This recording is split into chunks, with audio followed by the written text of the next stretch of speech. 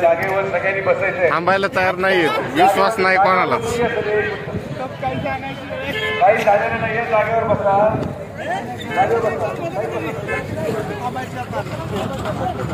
हो, पाणी येईल का नाही? या कार्यक्रमामध्ये फडणवीस साहेबांच्या भाषणानंतर नजरे साहेबांचं भाषण होतंय, आमदार राधाकृष्ण विखे पाटील साहेब बोलणार आहे, त्यामुळे सगळे जागेवर बसून घ्या.